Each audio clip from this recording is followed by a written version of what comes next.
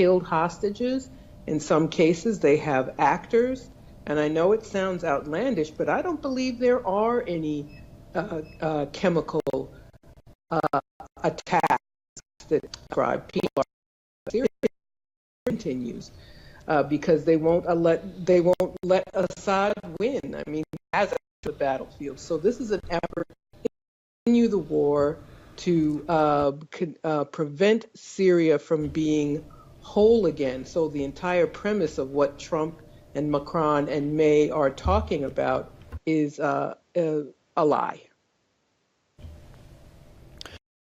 All right, and he also said that Trump, that we want, in his words, troubled place, and we want to make it better. And he also asked for prayers of American people and others. Well, that's what American presidents always say, but it's completely phony. If the United States wanted to help the Middle East, it would leave these countries alone. I mean, in the past 15 years ago, the United States invaded Iraq, then destroyed the Libyan government, then turned towards Syria. If the United States wants to help the Middle East, it's very simple. Leave other countries alone, allow them their rights to self-determination, and stop backing Israel and doing everything that Israel wants to do.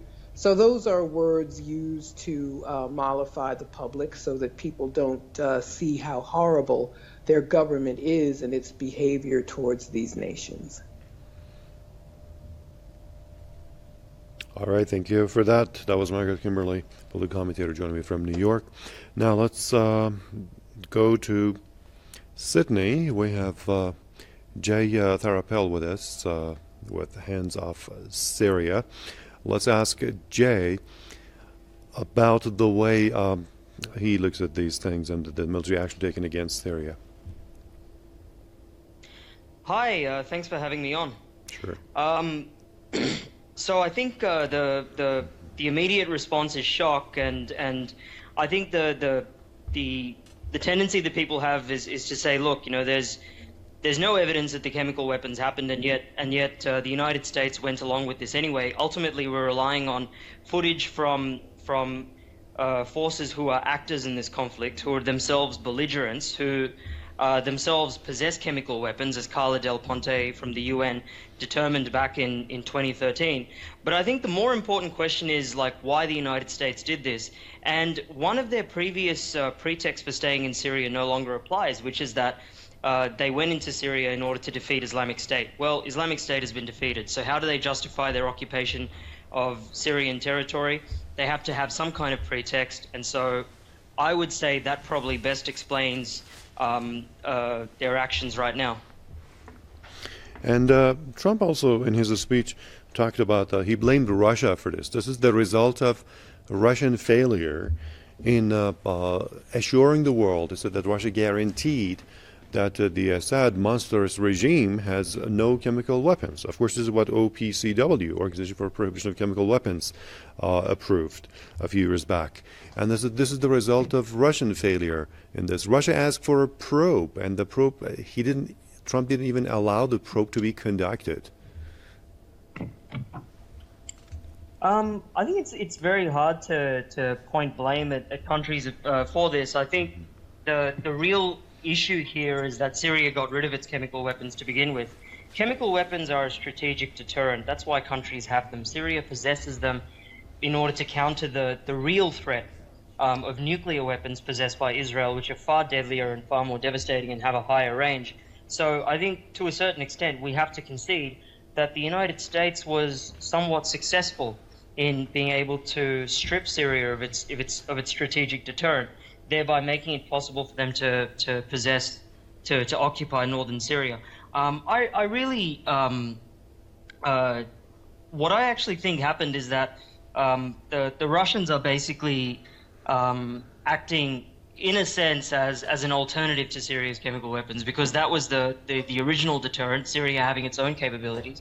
Now the Russians are in there, then the United States, any escalation by them against Russia, which would be the next logical thing, would obviously have devastating consequences. So I don't know. I'm really not sure if we can go down that track.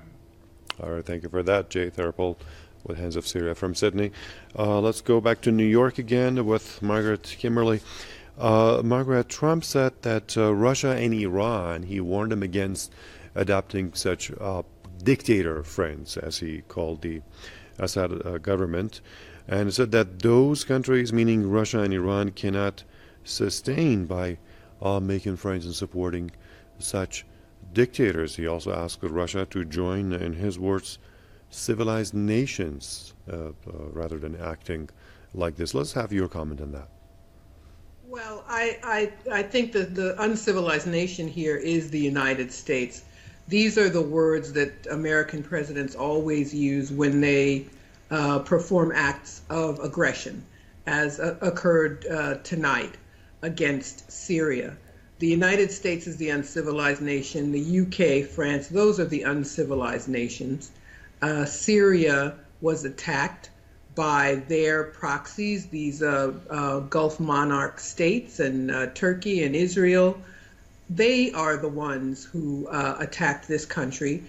President Assad, whatever we can say about their government or what kind of government those of us who believe in democracy ought to have, he had a right to defend his country. And these other nations that I mentioned didn't have a right to attack Syria and destroy it.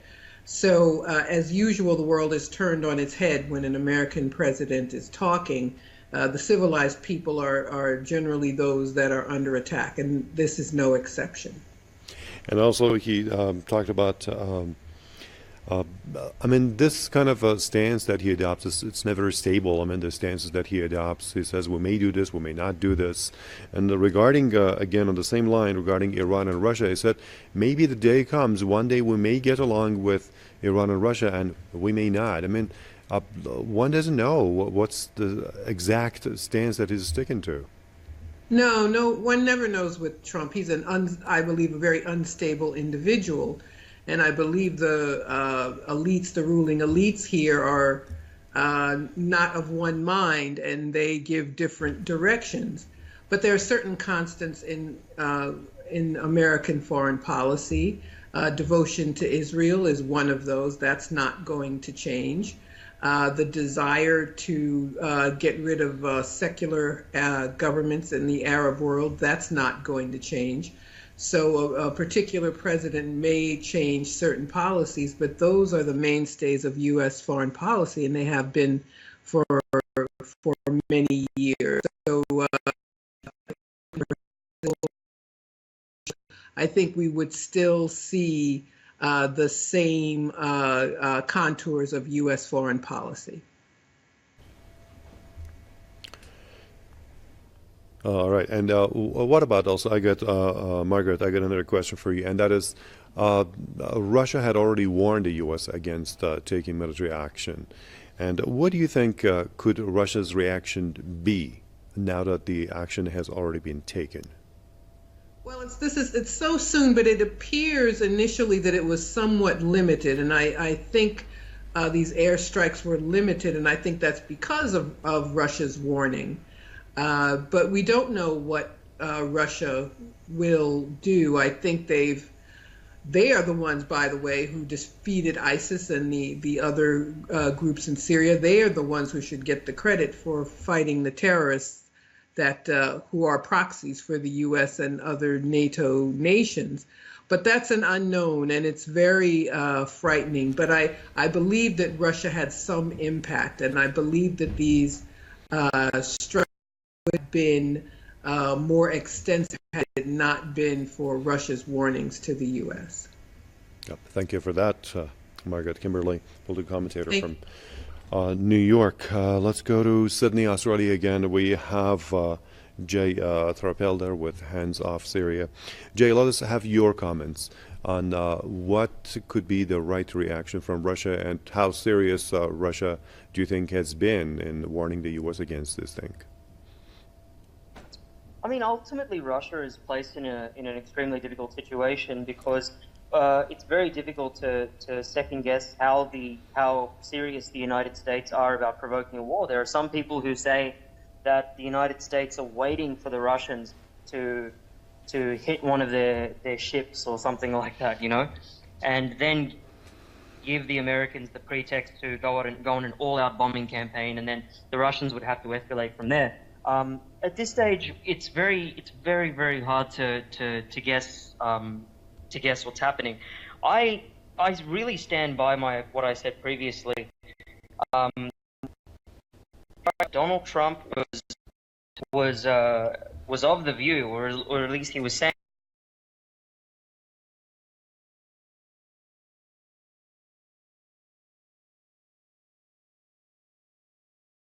he's been handed a fait accompli in the form of the Israeli airstrikes and the chemical weapons attacks, and they're using this as a pretext to justify staying. So while everyone is saying, America, don't launch a war against Russia, don't launch a war against Iran and Syria, what's unsaid is that we've now kind of accepted that the United States is going to continue occupying northern Syria.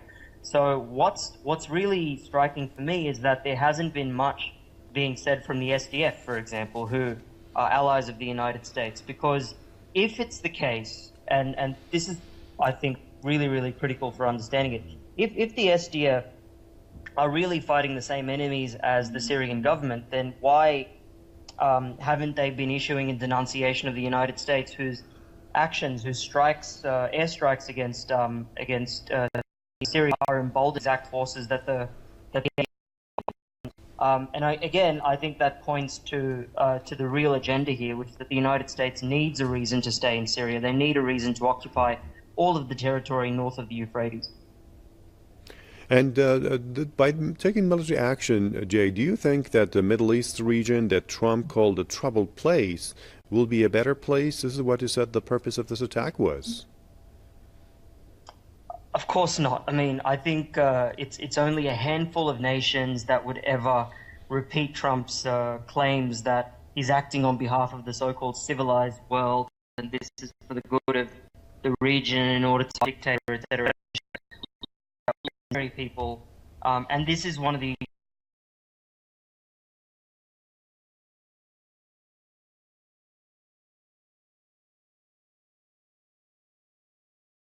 are against this war because they realize they can rub two brain cells together and come to the conclusion that any attack against Syria is not necessarily quote unquote punishing Assad, it's punishing ordinary civilians.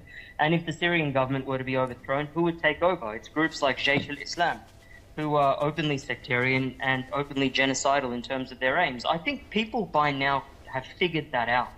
And so if the United States were to escalate any further, if they were to start putting the lives of American soldiers at risk, I think you will see a real anti-war movement rebuilding itself in opposition to the policies of the U.S.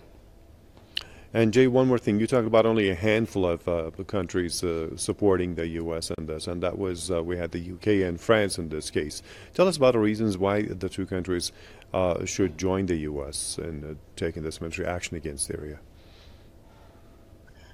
Because they belong to the same empire, effectively. I mean, NATO is an empire. They represent the same aspirations, which is to prevent Eurasian integration. They don't want to see the region being consolidated, especially with Syria having a strong ally in Tehran, in Iran especially. And in order to prevent that from happening, they know that dislodging Syria, overthrowing the Syrian government, and replacing it either with a compliant regime or with warlords and chaos is not only in their interests, because they dominate the region, but also in the interest of I think fundamentally it goes back to that. And also the fact that they want to justify their presence in northern Syria. All of those governments that you mentioned are also allied with the SDF and support their aims as well. And also, Jay, you know that Comey is going to have his book, and he's going to make lots of revelations on that. Do you think that could also be part of the reason, I mean, domestic problems at home pushing Trump to do this? I really don't think so. I think the stakes with the Syrian war are much higher. This is a war that's 7 years. It's of American foreign policy. The previous regime, Obama's, was basically, Obama was following Brzezinski's doctrine, and in a sense you can call him a Brzezinskiite president. Trump really tried to distance himself from the people who wanted to escalate the war. And now he's gone into reverse and basically adopted the same Brzezinskiite strategy of trying to overthrow the Syrian government. And like I said, that's the only excuse they have to stay in Syria.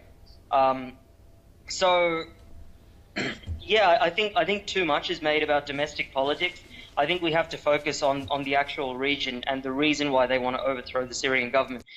I mean, domestic politics, surely the things that have been coming out of Comey's mouth recently would not explain why the United States is going on a war path which puts them toe-to-toe with Russia, a nuclear-armed state, and it simply doesn't seem to. Maybe there's an element of insanity in the American administration that we haven't fully comprehended.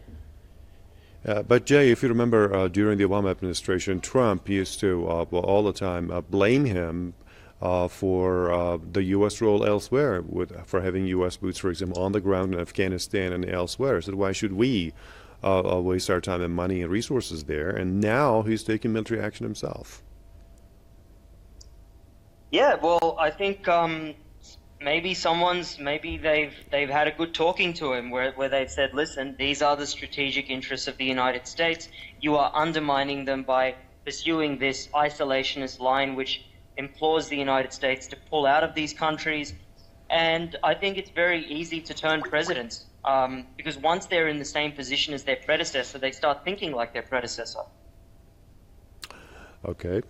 Thank you for that. That was our guest, Jay Tharapal from Sydney. He was with Hands Off Syria. The images that you see now are coming to you live from the Syrian capital city of Damascus.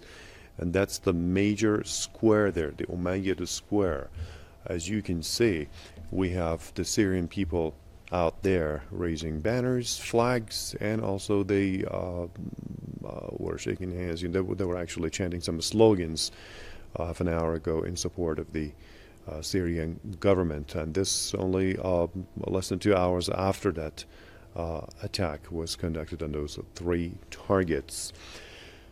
And we've been covering you all of these developments happening regarding this military action taken against Syria right after Trump made his speech announcing the reason why he is going to strike Syria together with the UK and with France, and we've been covering this for you. We'll continue to keep covering. One last piece of news is that the Syrian TV says that the missiles that targeted the Homs military position were thwarted and diverted. It has also injured 3 civilians. We'll bring you more of that later on.